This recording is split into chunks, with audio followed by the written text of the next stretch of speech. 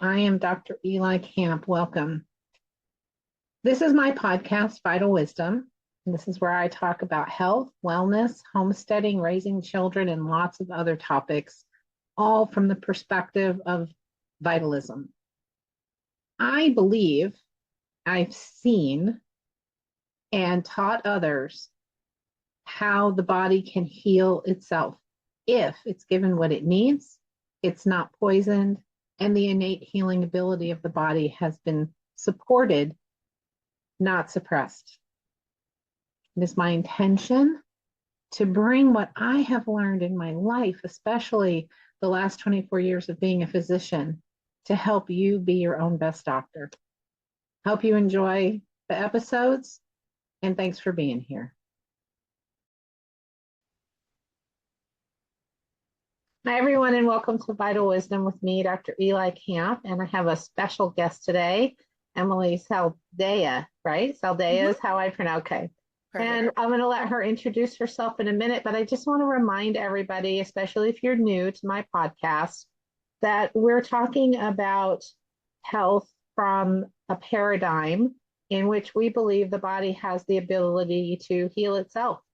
If you give it what it needs and you take out anything that might be poisoning it or obstructing health from developing, and you stimulate the innate healing ability, well, health follows.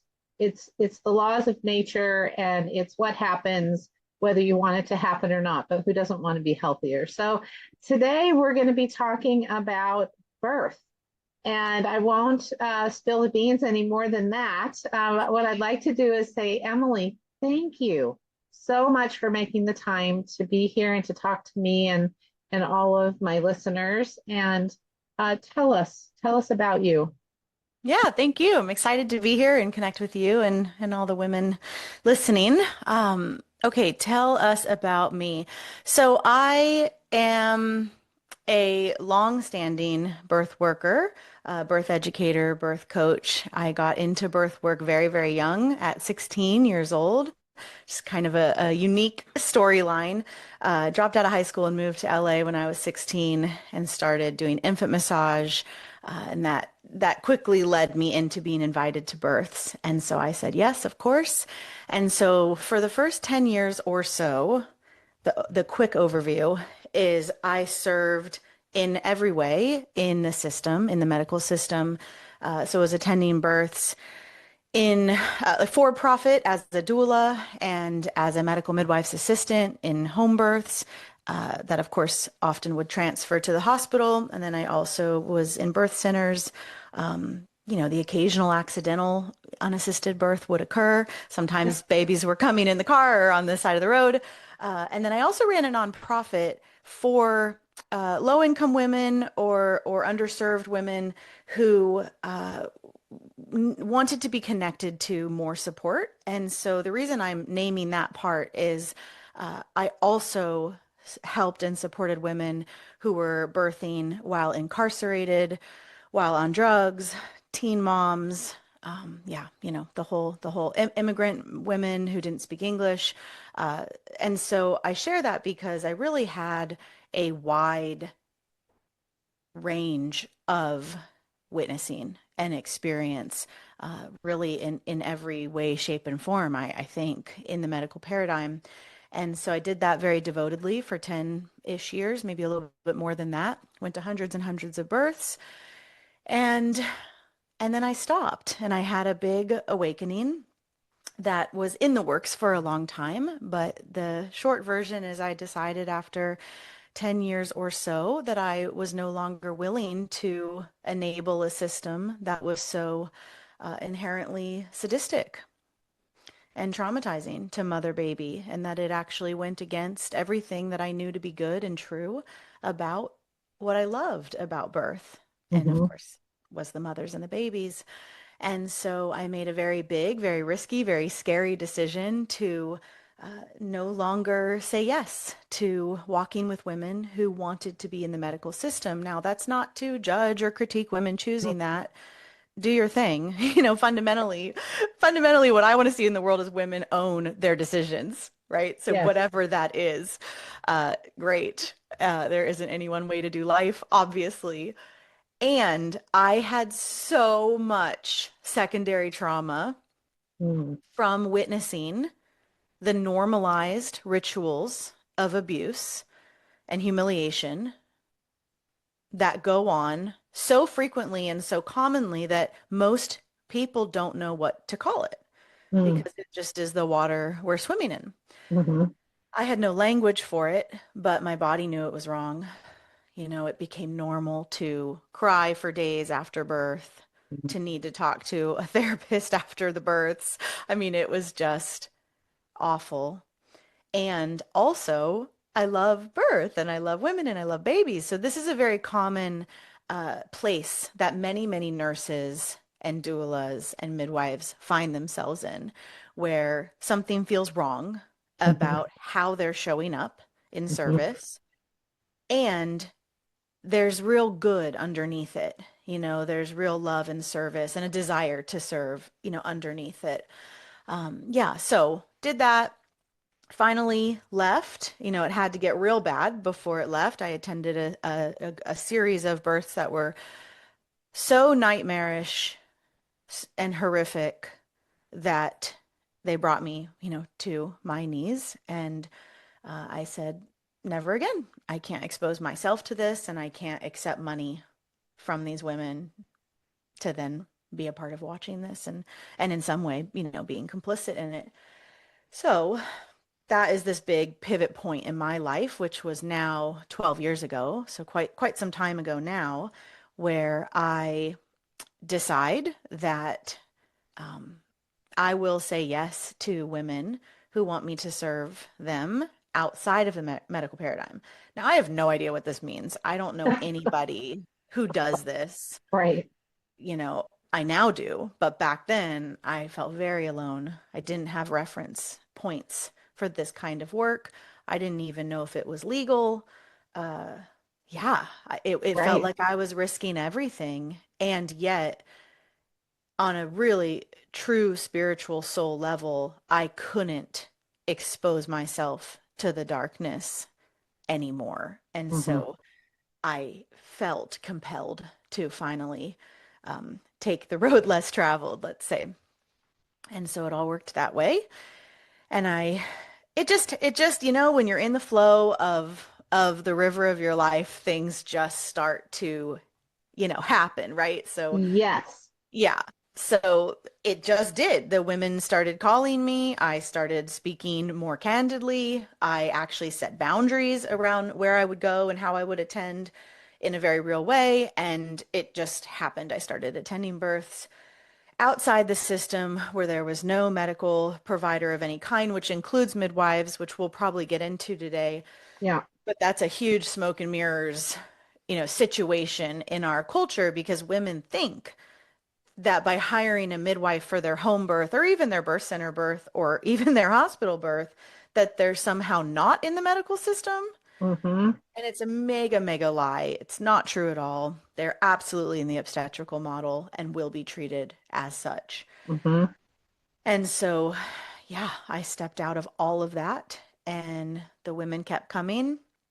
I kept attending. I had a major life awakening of what birth really could be and Mm. and who women could be as they birth. And I saw and experienced birth in a completely different way because now, after 10 years, I was seeing birth truly unhindered. It's almost hard to articulate. There's such different paradigms of how a woman shows up or could show up when no one is fingering her and telling her where she's at.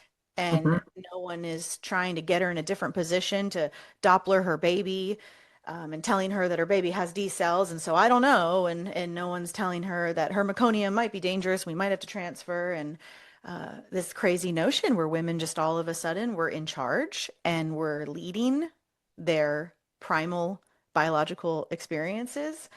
It Mm-hmm. was completely different and left me just in awe, not just to actually see true undisturbed birth for the first time, really, but also to start to understand what I had been seeing Hmm. for the last 10 years and the cost and the mother baby fracture of birthing in the system. So I devoted my life to that pivot, basically. So now here we are 12 years later. I run a successful company that is called Free Birth Society. I have a podcast that primarily interviews women who have birthed outside the system. Uh, I've been doing that for 8 years now. And so that was kind of the first thing I did in the public arena.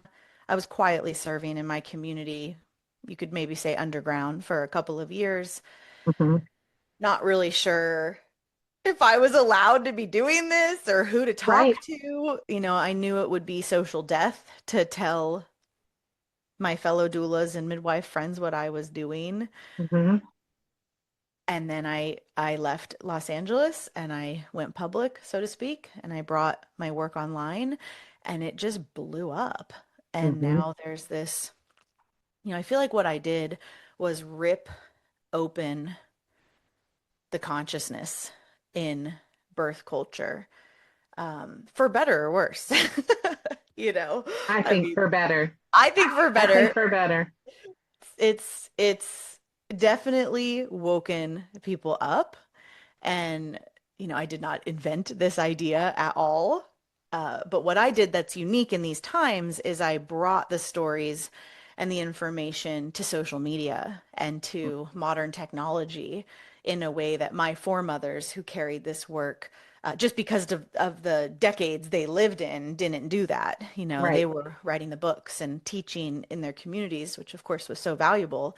Um, and laid the stepping stones, to do what I've done. So yeah, it's an exciting time. It's really intense. Um, I've chosen to be, I've chosen to be, you know, at the front of what is considered a very radical movement. I don't actually consider it all that radical to just How try to, many thousands of years have we been yeah, having babies? more than that, Right? just to stay home and have your Have your baby. I mean, baby. it's like the most simple thing.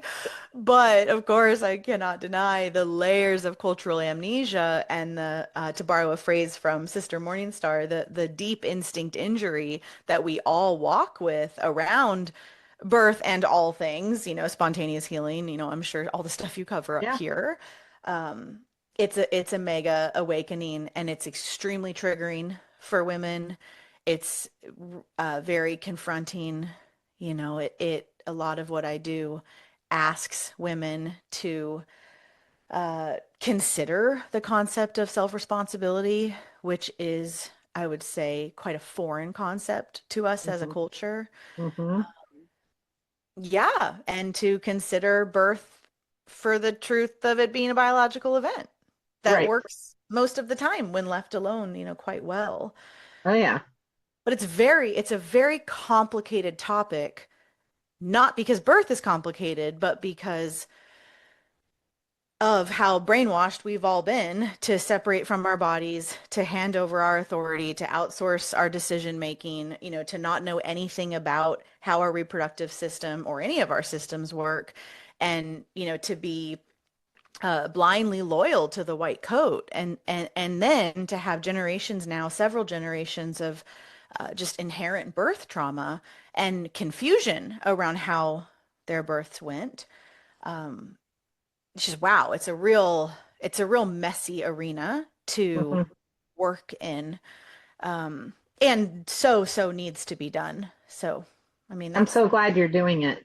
I mean, we have to think about all, it's an entire generation or two that need to remember at some very deep level, that the human female is like the female of any species and is able to simply, I don't want to say simply because, right, I mean, it is a process, but is able to give birth, which we is what we were designed to do as females. But you have a lot of women who went through their own birth traumas and their mothers did and their grandmothers did, and you're in a societal construct that has, well, created mainstream allopathic medicine to be like the only choice that you have. I can remember in med school when I found out that being pregnant carried a diagnosis code. And I was like, Mm-hmm. you got to be kidding me. How Illness. is this a diagnosis code? Mm-hmm. Like, so they could bill insurance. Yeah. And so it's about money then. It became very clear and obvious to me. Um, were you scared the very first birth that you did Oh yeah. outside of, you were? I would Yeah. imagine I would have been scared too. Oh yeah. It didn't go away after the first one either. I mean, I still feel moments of fear, of course, but it took me a couple of years to wrap my head around what I was doing and how to feel safe and secure Mhm. in and a lot of that had to do with really honing in on how to vet the women I served, how to create a real sense of trust and reciprocity between us, which really was my own work, Right, learning how to stop feeling bad for women because that is a huge tenet of birth work, right. especially birth work in the system, is feel bad for them, overextend yourself, you're a martyr, don't you dare make too much money, work really hard, empty your cup. There's a lot of that in Hmm. womanhood, period. And then in the birth world, that intersection is quite strong of scarcity and, um, yeah, really victimizing women, and you're the hero there to help. So learning the tools to shift my consciousness out of that and genuinely learn to see women as my equals and as capable and as whole beings, Hmm. you know, Hmm. Hmm. really changed how I showed up in birth and who came to the table. Hmm. Yeah. I'm on a journey right now of becoming Cherokee. I know we haven't talked in a couple of years, but when COVID hit and I watched people all around me completely lose their minds, like overnight science seems to have changed for many of my colleagues, which that's a whole other Mhm. conversation. But when that happened, I felt a deep, deep pull to walk away from the city life and everything I had built and to rediscover my Cherokee heritage. Cool. And so we're just ending our fourth year here in Northeast Oklahoma on the Cherokee Reservation. And I've met many elders and I read all the time because my role here is to run a homestead teaching farm. And in order to do that, according to Cherokee lifeways, I had to learn because my family left the reservation 2 generations ago and I wasn't brought up that way. Well, it was really interesting. About 2 or 3 months ago, I was just kind of quietly sitting in one of the historical, collections. Uh, and I was reading about a particular person's birth. And the way that they described it, my mind was just flooded with you. And Mm. wondering, I wondered to myself, I wonder if Emilee experienced any of what these women are describing. And it was just what they did. A woman was pregnant, and other women would come and help near the end with chores and tasks and food and basket making and just things that were everyday life for them. And every sort of village center had the wise woman who was the herbalist, and she kept you healthy, right? And when it was time for you to deliver, right, she would know when to come, and it wasn't necessarily at the very beginning, right?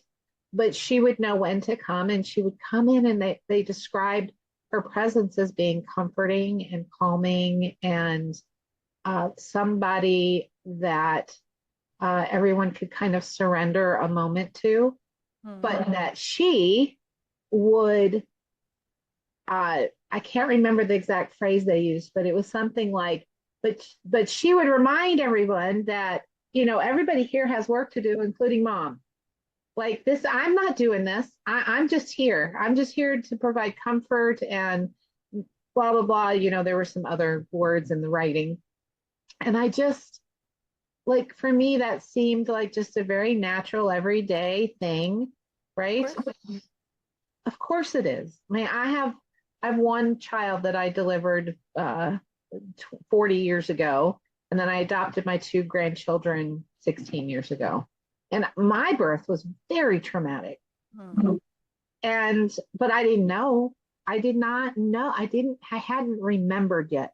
My DNA was asleep. I didn't remember that we did this because no one told me, Yeah. right? I just did what everybody around me did and went to the OBGYN and had my ultrasounds, and like I did what they said I had to do. And I was so disconnected Yeah. from the birth of my first child that it's not, I'm sure, what it could have been.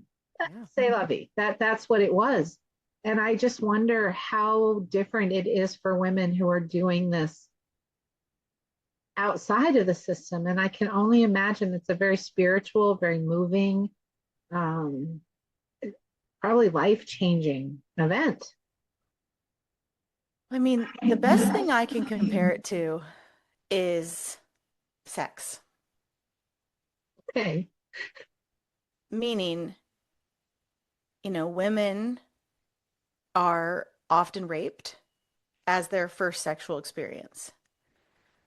Some women will only know rape. I've met some of those women that their first, several years of their sexual life was rape. And I've also read of women where rape is so normalized in communities, historically or current, that that's all that they know. And then, of course, we can go to the total other side of tantric, consensual, orgasmic, spiritual, spirits merging into God consciousness. Mm-hmm. And the physical act, you know, Right. might resemble each other, maybe Right. on some level, and it is a good comparison because it's kind of the only other thing as serious as birth that I can think of. There's a lot of examples out there, like, eating fast food your entire life and you just have no idea how good a high-end grass-fed chef catered, lovingly, Right. you just don't know. And so, but I think nothing really quite hits it as the comparison of rape versus really beautiful lovemaking. And it is both sex technically. Mm-hmm. And, this might really upset some people, but that is that is how I see the difference of birthing in the industrial birth complex, where strangers are entering your body, whether you like it or not. You are almost for sure going to be drugged, um, whether you are even aware of it or not. Mm-hmm. They put stuff in the IV and don't tell women all day long. Um, on and on. That just a normal hospital birth, an average hospital birth involves being, uh, sedated on narcotics, um, cut usually in some way, having your baby pulled out quite forcefully on your back, bright lights, strangers, inside your body, with machines, surveillance technology, in this humiliating posture, Mm-hmm. exposed. It's just so awful. Mm-hmm. But what's so confusing about it, like you referenced, is when everyone is birthing that way, Mm-hmm. it becomes normal. Mm-hmm. So common can become normal to the mind, Yes. even when it's wrong, Yes. even when it's violent, even when it's um, harmful.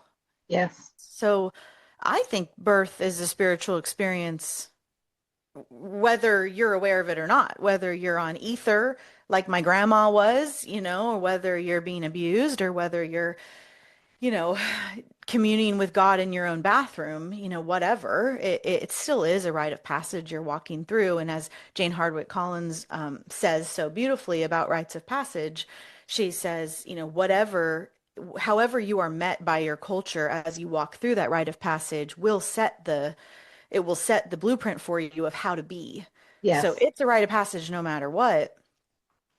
Yeah, and so that's a big deal because, of course, the spectrum is very wide. Now, I just feel compelled to say here that uh, not all free births and home births are rainbows and unicorns. Right.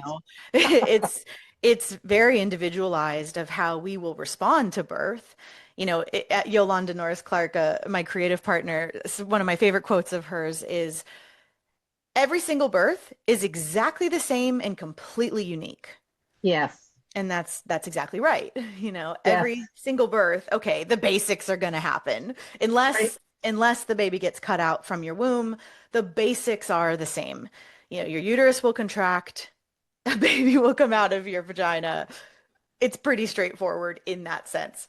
And the spectrum of how we will respond to that and what will happen as that is occurring and how our psychological, experience of it will be, our spiritual experience and our physical experience is very, very wide and vast. Um, yeah. Anyway, I was gonna say something a couple points back when you were talking about, we have a couple generations in of being, programmed to birth this way. Another issue we're up against is that women, men too in their own ways, but we're talking about birth. Women also, many, not all, are very committed to the storyline that they're broken. Yes. They're very committed to that they're sick and that they're infertile or they can't birth and it's not anyone's fault. It's not really like that. But when these are the seeds given to them and there's generational beliefs given to Hmm. all of us, right? Hmm. It varies what they are, but we receive the stories of our mothers and our grandmothers and of the TV shows we watched growing up and of what our neighbor tells us. I mean, we're so impressionable and we're such open, energetic beings, especially when we're younger. We become, the stories of our Right. people. Right. And so that's been an interesting thing to work with and perceive in my work is, and you can see it right away, because it's the women most upset about what I'm doing. Yep. How dare I suggest that birth could be beautiful and easy and autonomous, because this woman is very positive that she would have died and Right. all the stuff. We get really committed to our stories. I'm not exempt of that. I just don't have those particular stories. Right. No, we I'm all have committed our to my own stories. stories. Yeah, Yeah. Yeah. I exactly. agree. And that's just an interesting psychological piece that's very present in this conversation and something that I feel like is probably the biggest block, right? Is our own commitment to seeing ourselves as flawed, fractured, not whole, because in that we can justify the outsourcing and then the stories given to us from the system, which are Hmm. that you're dumb, you're broken, you're stupid, you need me, you would have Hmm. died without me, and then you guarantee a lifelong consumer. Hmm. Of course you do. Yes. Well, here out in rural country, out in the country, cows have babies. They get pregnant. When time to give birth, they have their baby cow, Hmm. and sheep have their babies, and Hmm. pigs have their babies, and They all do. Yeah. right? The birds, Okay. well, they have Well, eggs, but the well, and the deer, birds, right? But all of them. they do squawk when they push that egg Yeah. out. And our role is facilitator. Our role is comforter. Our like, unless something happens and the baby gets stuck for some reason, and all of the tips and tricks and homeopathic remedies to help turn the baby don't work, and positional, Mhm. right? Other than those, which doesn't happen that often, actually, not on the farm, the animals just seem to know what to do. I wonder sometimes when I'm helping or participating or just observing, I wonder sometimes what happened to people. It wasn't that long ago. No, it It wasn't. was not that long ago. Maybe what, 300 years? You would know this better, the history. No, way Not less even than long. that. No, Okay. like 100. The majority of births in our country were in hospitals by the early 40s. Okay. But Well, that's not that long ago. no, it's three generations. Wow. It's two or three. Two to You three. know, like my mother birthed in the system, my grandmother birthed in the system, but my great grandmother did not birth in the system, which is about right for our Right. for our history because there was no system, you know, Well, in it terms of didn't take that obstetrics. long. No, Two to it three was very, very quick. generations. That's scary. But of course, you know, one thing worth mentioning here is there is a lie.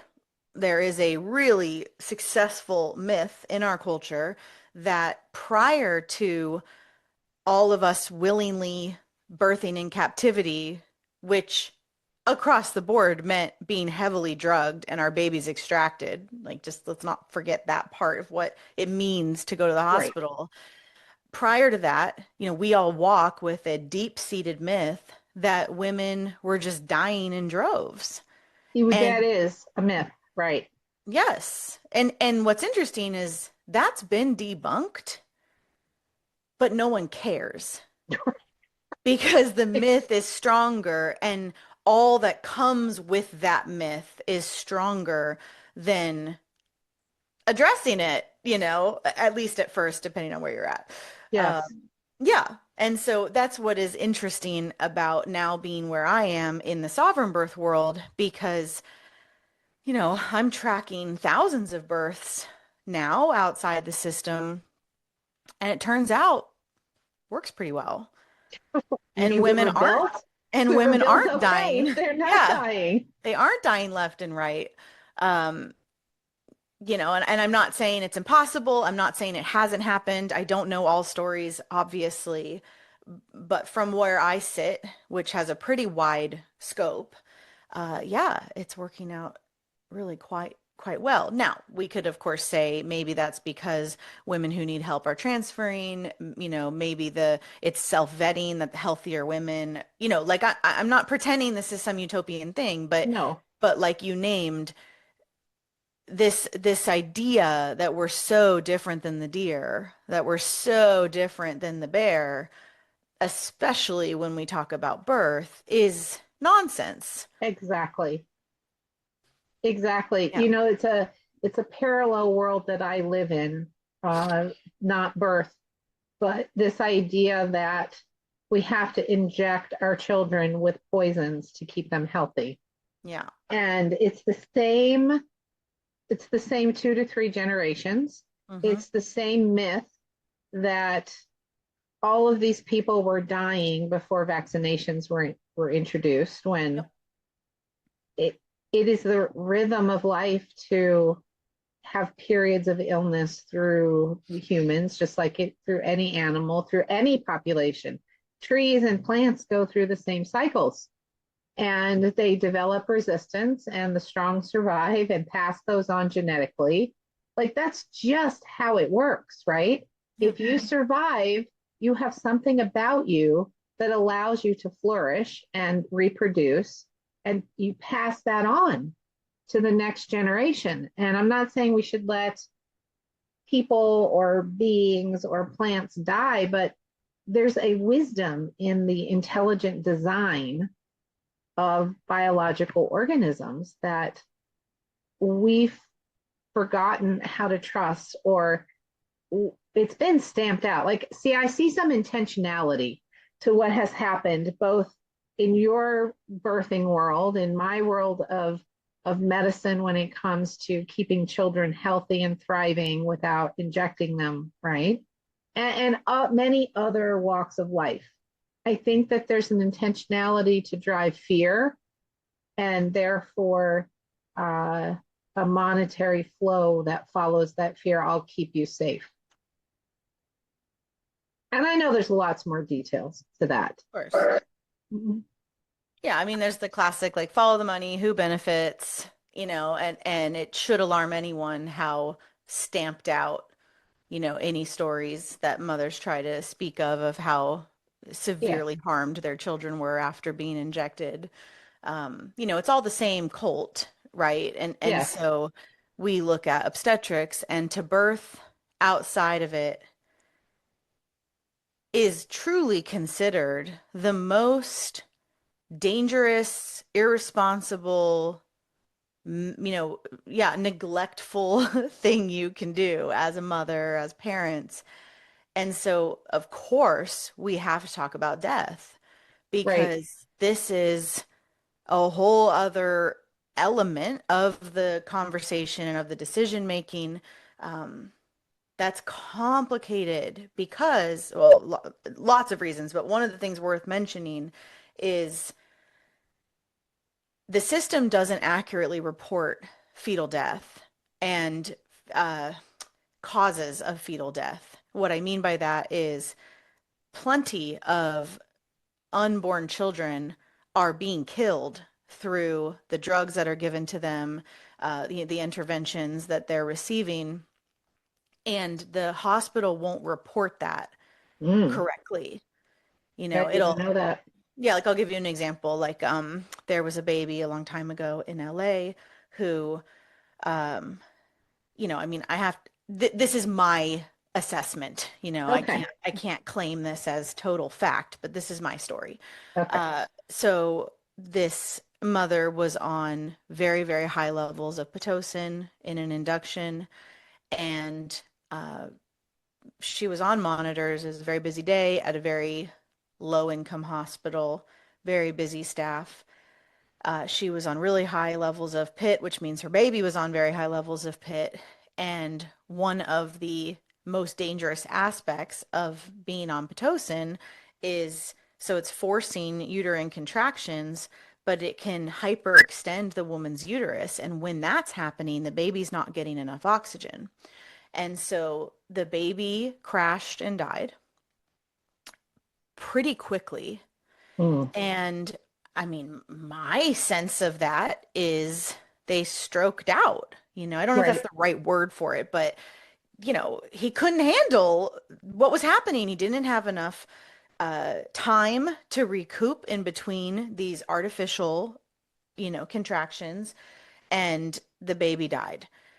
That she got her medical records, and the report said that the baby couldn't tolerate labor. Well, Yeah, it's the mom's fault. It's the oh, baby's fault, right? It's so sick and gross, and uh there's so many layers to this because there's nothing you can do as the consumer, no, like she can't sue anyone, no. and it's very obvious to her that the Pitocin killed the baby. It's very obvious to me that the Pitocin killed the baby. Of course, interventions sometimes kill babies. Like, of course, drugs and like, of course, right? Right. It's not that crazy of a thought. Anyway, so that's a good example. Same thing, another story around that same time, a woman had a breech presenting baby. She was told by her doctor, you're not allowed to do that at this hospital, so you can consent to a ECV, which is where they turn the baby or they attempt to turn the baby. A successful ECV would be from the outside, manually forcing the baby to go head down. And then you hope that they stay that way so that you can be allowed to have a highly medical vaginal birth if you're lucky. So this woman, had no other options. And so she was forced to consent, right? There's so much with that. And again, I'm not exactly sure what the true, facts are, but what it seems like occurred was in the ECV, it seems like the placenta was pulled off the uterus. Which is Um, not an uncommon thing. I mean, the baby's going to die, of course. A Exactly. placental abruption is extremely serious. You have a very short period of time to get the baby out because of obvious reasons. So, in that she started bleeding very heavily. She started experiencing a lot of pain and screaming. Um, and the baby died. And I'm trying to remember the exact wording on that. It was not from the ECV, Right, it was like from placental abruption, which right. seems like the mom just spontaneously had this really rare complication. Yeah, So you yeah, get what I'm saying? I That do. there's this there's a lot of smoke and mirrors in this Hmm. conversation that are complicated to sort out, and you have to consider this really wide range of contributions, Hmm. to this idea of death, because of course we all can identify in us this, again, myth, storyline that we're safer at the hospital, that your baby has a higher chance of survival at the hospital, except that's not true. That's not science, evidence-based. That's certainly not what I anecdotally have observed from doing 10 years in, 10 years out. And of course, babies still die in wild birth. Of course, babies still die at all periods of gestation, just like all animals Hmm. sometimes experience pregnancy loss and birth, stillbirth. Um, Hmm. and so then there's like the spiritual layer of we see death as wrong, Hmm. not allowed. We need to blame something for the death. Hmm. Sometimes there are really obvious causes of death, Right, like the two stories I just right. described.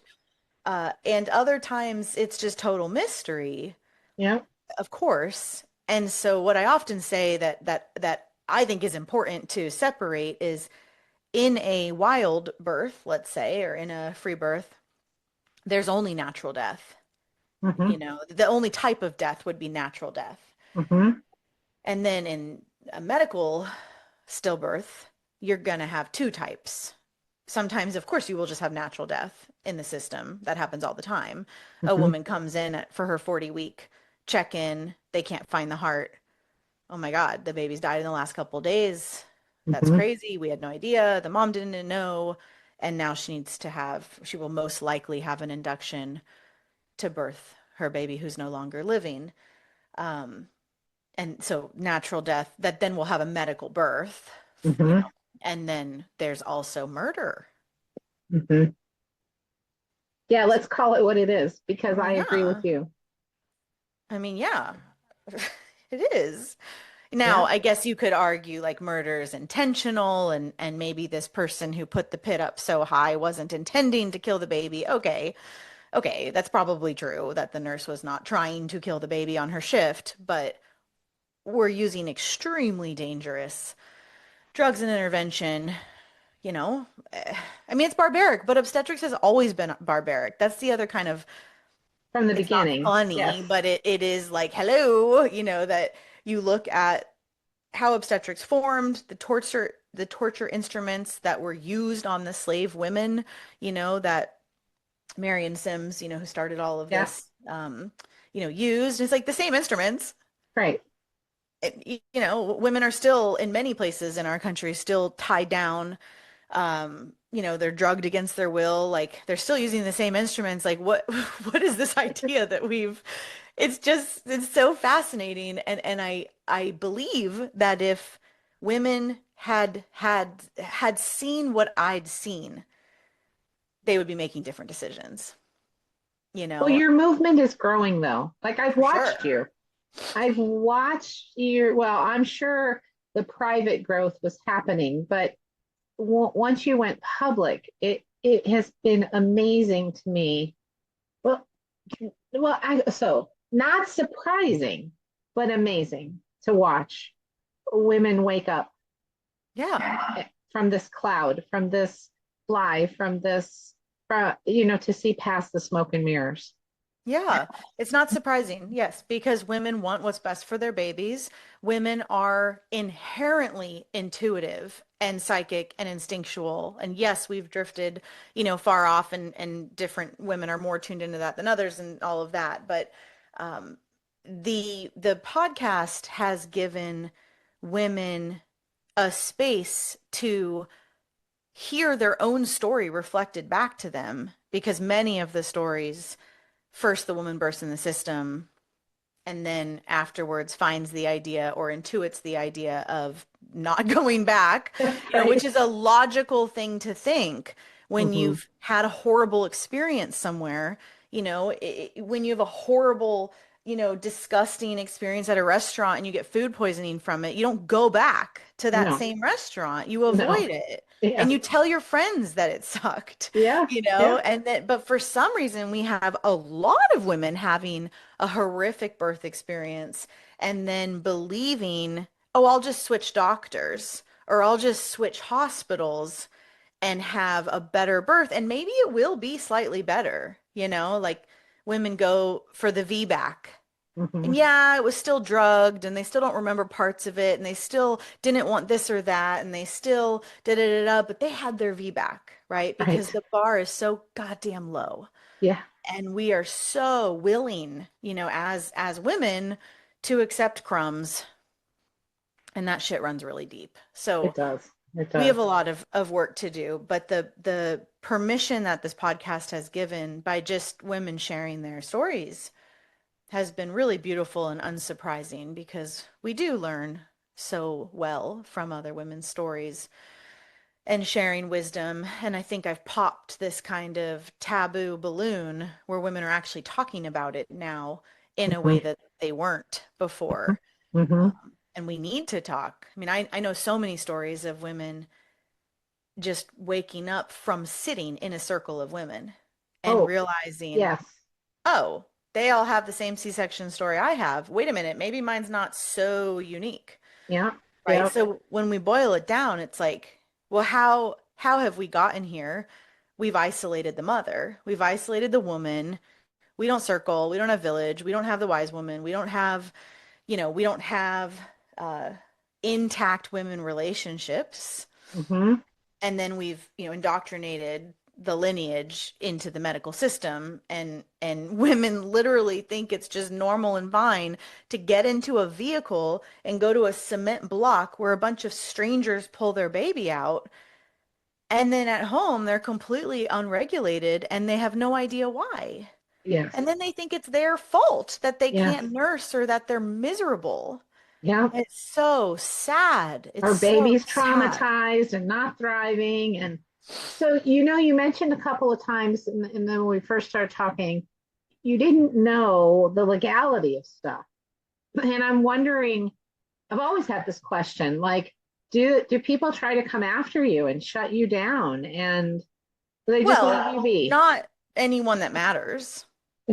I love that. I really love that. I mean, of course, there's people that really would like me to be quiet. Right. But I'm not doing anything illegal, Right. of course not. And so, yeah, I mean, in my company, I educate and coach women who are interested in not just attending birth, but coaching in the free birth realm and teaching sovereign childbirth ed and, yeah, doing the stuff that I do. So obviously this is a big topic. And I mean, the cliff notes are you need to understand the landscape of where you are and represent yourself correctly. Hmm. The word midwife is owned, Right. in most of the world. So it might not be wise to call yourself that. Um, though some people do, and some states are way more lax than others, of course. Hmm. Um, but the way that we show up in birth is completely uncomparable to how a medical midwife would show up. And so that's a huge conversation that confuses everybody until they've really done it and worked it out. But I would say a way maybe to understand, what I do or what I have done is similar to what you were speaking about of the wise woman, from long ago. I am in no way, shape, or form medically trained. I don't pretend to be.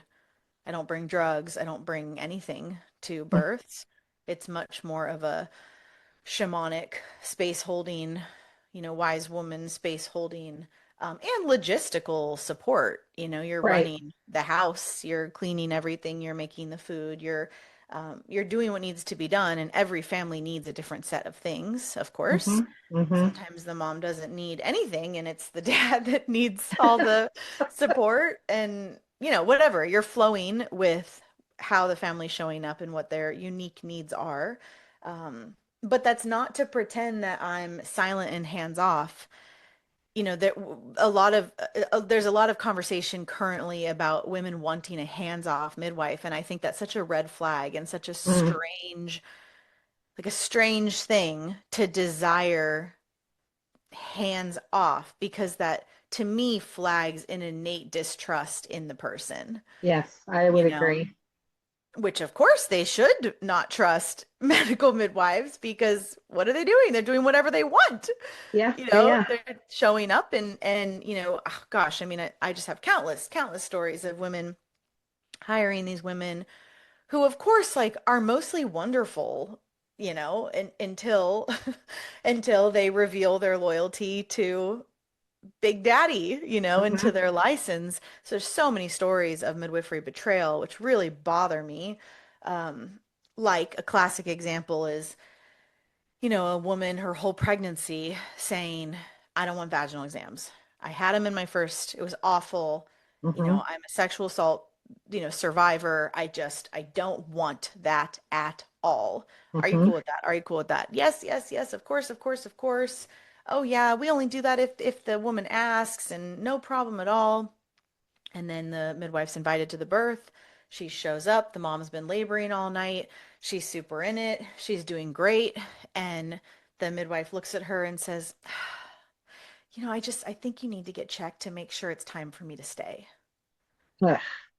And like, what is that woman supposed to do? Like, yes, she could say no, but now it's getting really complicated because there's power dynamics. She's Hmm. an authority in the house. She's saying what she thinks needs to happen. The woman is in the most vulnerable, easily influenced, state of consciousness. She's basically in a hypnosis at that Hmm. point. I mean, there's so much there Hmm. in just that really common example. Hmm. So, yeah, I have a lot of issue with that. So, I anyway, can tell. I can tell. yeah. But it's probably because it happens a lot. And it's And gross. right. It's just so not an integrity. I mean, it almost would be funny. Like it gives me a kick to kind of fantasize about like what if so-called providers were totally transparent? What would those interviews look like? What would the prenatals look like? I mean, what a world we would have of decision making, true Hmm. informed decision making, if the doctor or the midwife were honest. Right. And if they actually spoke to their scope of comfort, and if they actually, like if a birth center actually let them know, how high their transfer rate actually is, especially for first-time moms, or how, they can only have their waters open for 24 hours. And just I deal with in my coaching practice women being so sideswiped Hmm. by their births because they thought they had these on the same page. They had their birth plan, they did their research, they had the conversations, and they had a yes man or a yes woman. And then it was just like every other birth in the system. Right. And they're Right. like, wait, how the hell did that happen? Yeah, it's not okay. So you serve with Free Birth Society, you serve women who are wanting to go back to normal, natural, biological way of having birth without medical intervention, Hmm. unless needed. Right? They can do whatever they want, yeah. Okay. And then you also, But even needed is subjective. right. Yeah, I mean, I agree. I yeah, I mean, agree. I've served very conservative, Orthodox or Mennonite families that intervention is not in their paradigm. Exactly. Going to the hospital is not even, it's not even on the table. You don't do that. I know I'm in the middle of Amish country around. Yeah, They love the Cherokee lands here. great. It's more common here for people to say, "Oh my goodness, so and so was taken to the hospital," than it was to just learn, "Oh, well, this family has their newest child. Let's bring some food." Right? Mhm. That's more the norm in where I'm at, not in the cities where I'm at, but in the countryside. Um, So you also help other women learn how to be present at a birth. Hmm. Yeah, so we have one track for parents who want to learn how to DIY their birth, which is called The Complete Guide to Free Birth, and that's been very, very popular. That was our first official product, other than my coaching, that Free Birth Society released with my creative partner Yolanda, who I mentioned. And that just was so successful that this unexpected wave came back to us. Free Birth Society has really bloomed out of just responding to what is missing, Right. Right. which is kind of a fun way to run a business. Mm-hmm. A commitment I work with is be the resolution. Like, am I Mm-hmm. willing to be the resolution that, the thing I'm complaining about that's missing, Yeah. what would it look like if I did it? Or, I do that in my marriage all the time. I do that in my relationships, and Free Birth Society was really inspired from that commitment. So first it was the complete guide, and then from that we got bombarded in about, after a couple of months in 2018, we both started to be emailed so much saying, I've been invited to my friend's free birth. My friend took your course, or my daughter took your course. She's going to free birth, and I've been invited, and I have no idea what to do. Could you mentor Hmm. me? Could we talk about it? Do you have anything for that? Including midwives, doulas. We've even had OBGYNs email us this, and nurse practitioners. That's And exciting. yeah, so we were like, whoa, okay, how do we attend? Because we've never taught it. We just did it, both Right. in our own countries. I mean, I've done little mentorships in my in-person communities, but nothing online, nothing worldwide. So we took 6 months to just talk about, well, what do you do at a birth, and how do you take money, and how do you self-protect, and how do you vet your families, and how on earth are we going to transmit this really private thing that both of us have been doing, her much longer than me, because Yolanda was never in the system. She Mm, only ever served in a sovereign way, whereas I had my pivot.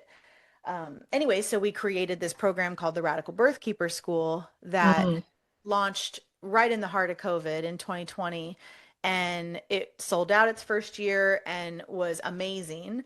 And so that's been running for 5 years now. And yeah, it kind of is the introductory point of um, here's some stuff you need to know to wrap your head around all of right. this. It's Right. just it's just our philosophies and our musings, and how we do connection sessions, and how we do interviews, and how really a lot of the material is processed out of every mistake we've made, Mm-hmm. which is Mm-hmm. a lot. Right. We've screwed up in every which way, of course. You do anything long enough, you will have that, storyline. So, yeah, it's very rich and was really popular. And then we realized that two different types of women were coming to that program. There were two types, some women who really it was way too heavy of a program. It was way too much information. One student said it felt like drinking out of a fire hose. Right. Right. It's like me and Yo together are pretty intense, and we loaded this program. And so, yeah, and then the other type coming, we're really ready to do the work and make long-standing sustainable businesses. So we've recently launched Match Your Birth Mentor Institute, which will now open in the fall for its second year. And that's a 10-month program it's very high touch. There's a lot of live classes, there's a lot of workshops.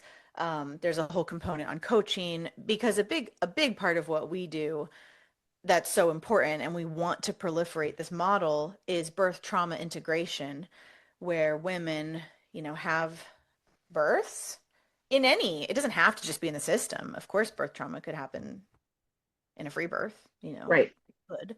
It's not as common, obviously, but women can feel traumatized for any amount of reasons, you know.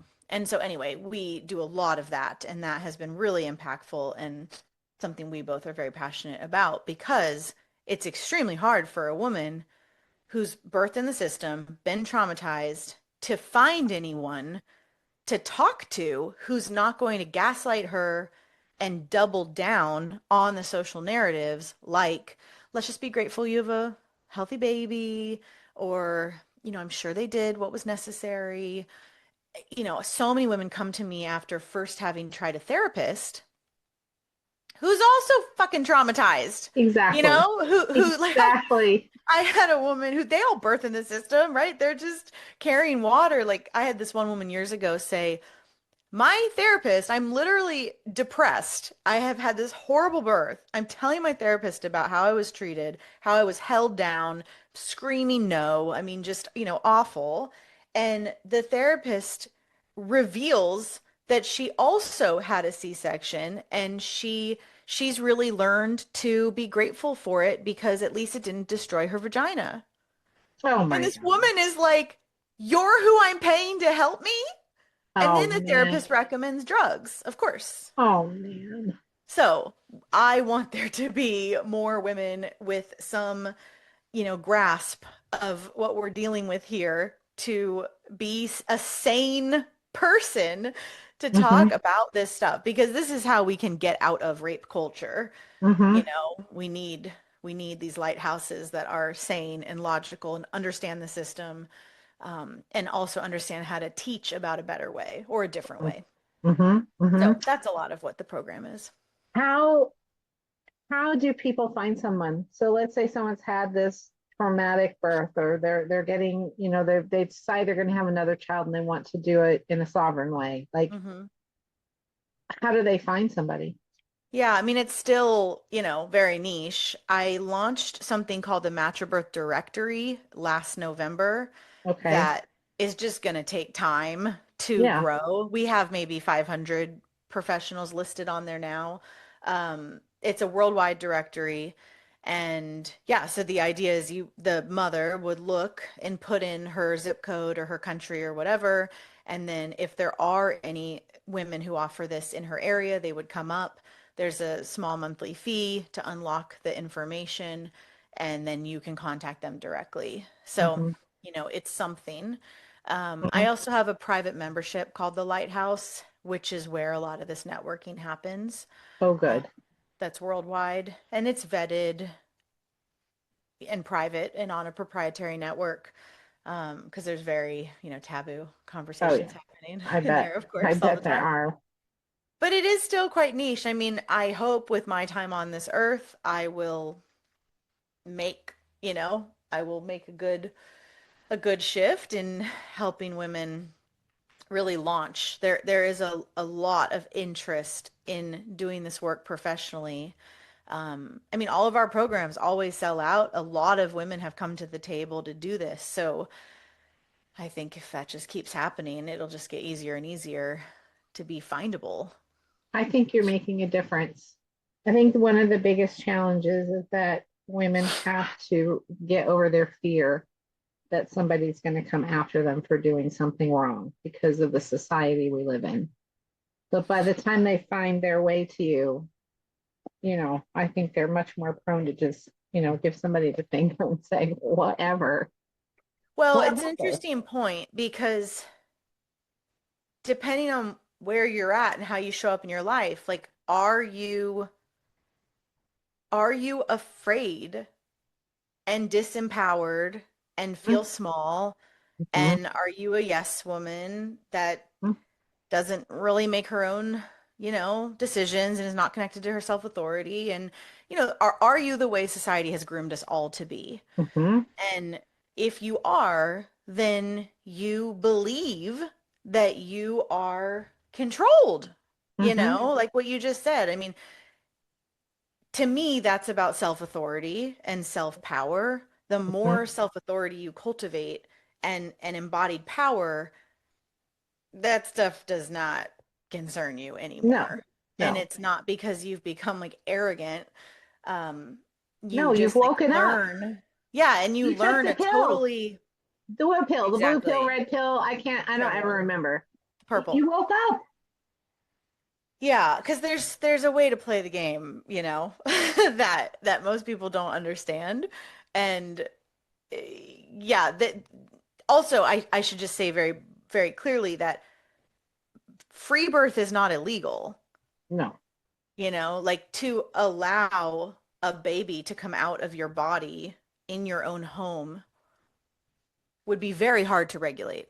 Yeah, absolutely. Now, that being said, obviously we all know that culturally we could say it's illegal. Hmm. And so lots of women they choose to be very discreet about how they speak about it. If if no one knows about you, no one knows about you. So when you hear these stories of CPS getting involved or, um, whatever it is, the NHS, midwives in England, like that they'll just call and harass you. And it's like, well, how do they even know about you? You walked in, you got involved, you brought your baby to a pediatrician, you brought your baby into the hospital, you asked for whatever it is, and you didn't handle it.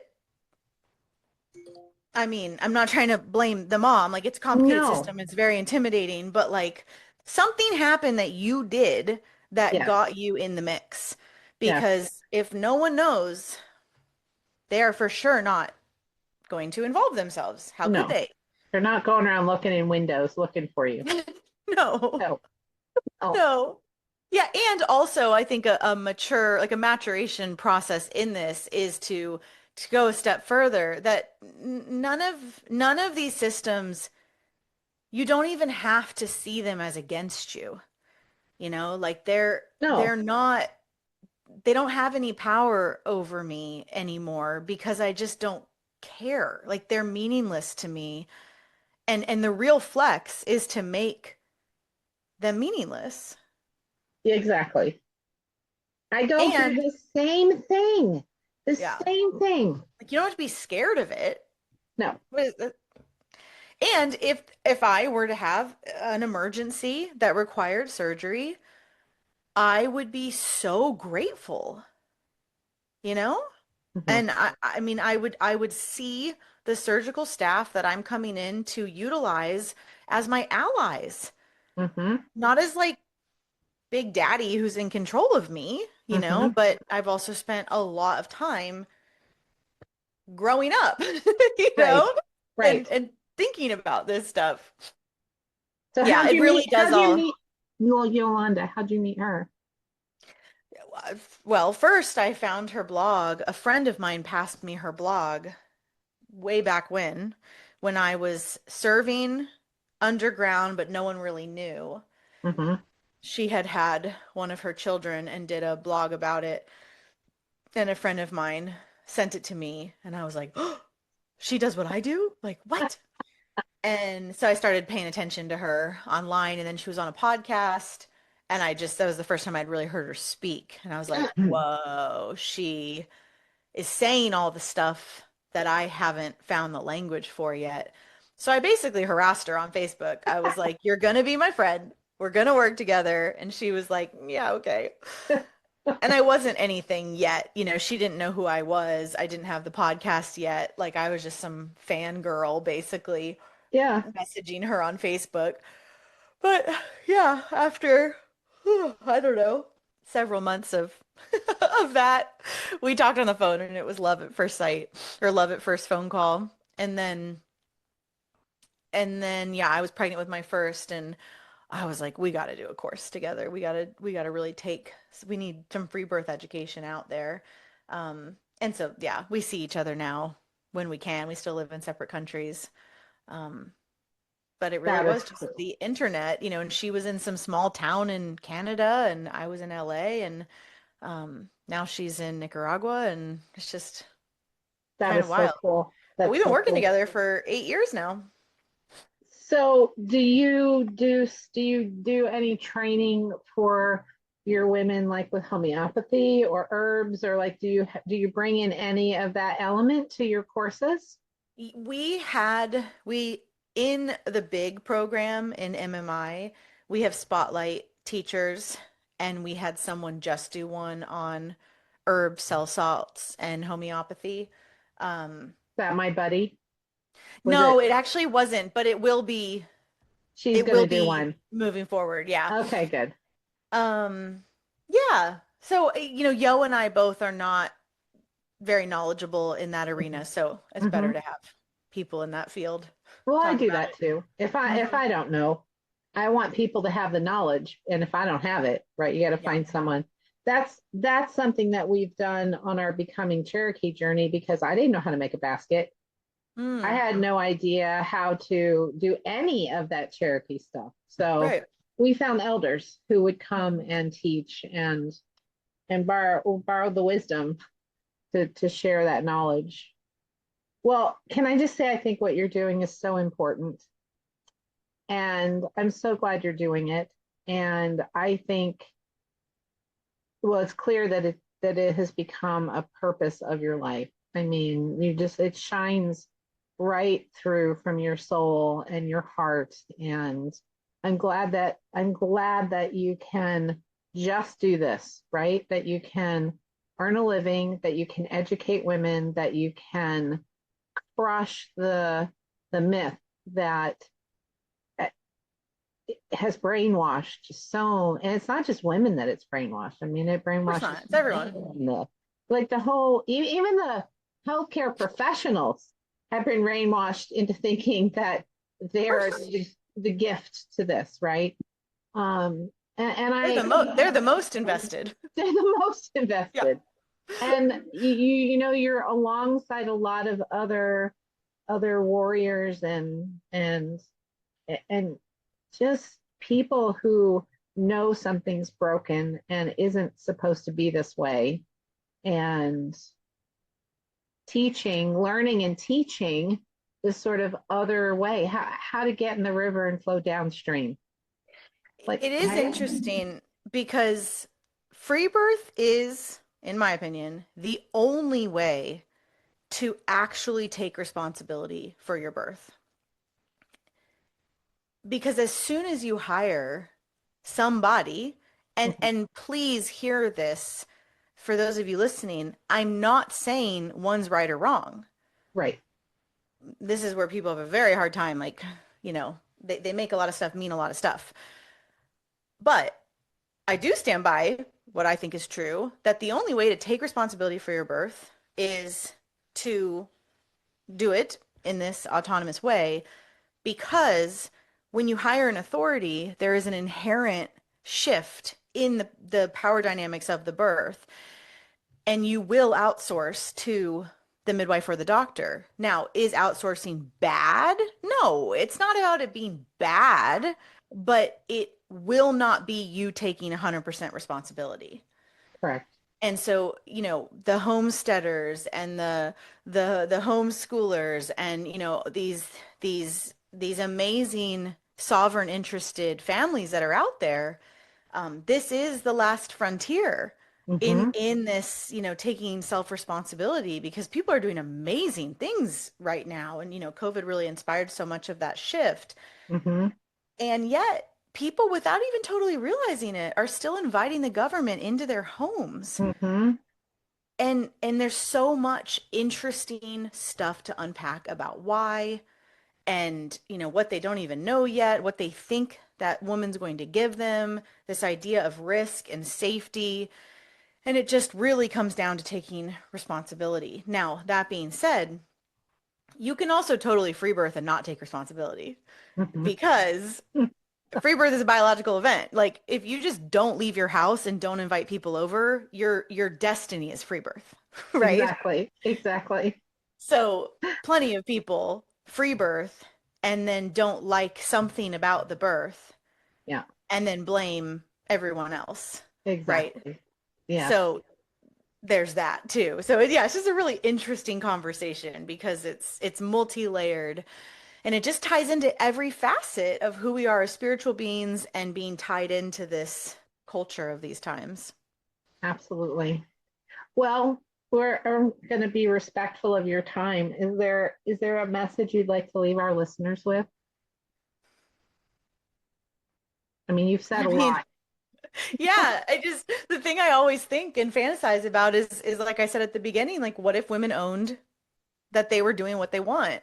You are doing what you want all the time, whether you admit it or not, Mm-hmm. right? Like, Mm-hmm. the results of your life reveal what you're committed to. And so no one's making you do anything, right? And No. so yeah, that's just a lot. There's so much fun intense stuff to play with around what it means to take responsibility in your life and to actually get willing to stop hiding behind people and expectations and all of this other stuff and really do what you want. And I am interested in seeing a world where women are really owning doing what they want. Like, what would Mhm. that be like? That just sounds so fun. It does sound fun. It does sound fun. Well, all of you, all we'll put some links in the show notes. And I have to say, this woman here, I'm so impressed and I'm so grateful for you. And I agree. I agree with everything that you've said. Um, so really think about who you are and what you want, and this idea that you can think something else. You can make other choices. You are in charge of you and your life and the life of your baby, all of your babies, however many babies. The other day, we just welcomed baby number 12 in the family down the road. Well, And you're in charge to a degree. to a degree, You're also not in charge of if they live or die, exactly, in a really big way also. exactly. But That's you me. are in charge of the story you give them, which is Yes. something I think a lot about. Like, what story do I want to give this child of his or her birth? And Mm-hmm, mm-hmm, that becomes my North Star. And then are my actions in alignment with my North Star? And mm-hmm, it's an easy exercise for you to do at any point. What do I want my marriage to look like? Okay, create your North Star. Are the actions you're taking today in alignment with the marriage you say you want? And mm-hmm. if not, well, you need to clean it up, you know? Yeah, see, we do that. We do that with health in general. Where are you going? Right. What is that? And then all the decisions revolve around that. Hmm. Absolutely, absolutely. Hey, thanks for taking the time to chat with me Thank today. you. It was really good to see you. I wish you the best with your upcoming birth and all of your endeavors. And Thank if you. you're ever out Oklahoma way, should consider stopping by Long Shadows Ranch. It's I'm a ever in really cool Oklahoma. place if you're ever Yeah, I there. was thinking it's a shame you're not coming to Matriarch No, Rising in a couple weeks. no. We're in the middle of babies being born, the animals and A planting. We've farm's had hard to get away the from. farm is hard, although we do Yeah. have a farm sitter now. So Nice. we're That's a big we're deal. looking for more freedom. But Hmm. awesome. All right, listen, take Thank care. you. I'll talk to you soon. Appreciate it. Okay, bye. Bye. Thanks for joining me today. For those of you who have written and emailed and are interested in my books and other offerings, I wrote The Unvaccinated Child as a resource guide for parents and caregivers to navigate childhood illnesses in a natural and healthy way. And while the intended group was the unvaccinated, it turns out it's an important resource for the vaccinated kids as well, since vaccines do not necessarily prevent illness. Smoke Rings is another book I wrote, and that's to help smokers support their health, regardless if they plan to quit or not. So, for people who smoke, love a smoker, used to smoke, continue to smoke, this book helps you be your healthiest version. And when I say it is judgment free, it is absolutely judgment free. You're free to make the choices you make. I'd just like you to find better health while you make those choices. My most recent book, Homeopathy, A Foundational Approach, is really great for someone, whether they're a complete beginner or they've already been practicing homeopathy. It starts at the beginning and it guides the readers through the basics and on into first aid and acute practice so you can start using homeopathy right away. That's the most important thing to me, is to get folks using homeopathy in their everyday life. My workshops and courses can be found at either ecampnd.com or longshadowsranch.net. Have a great week. Again, thanks for joining me and thanks for your support.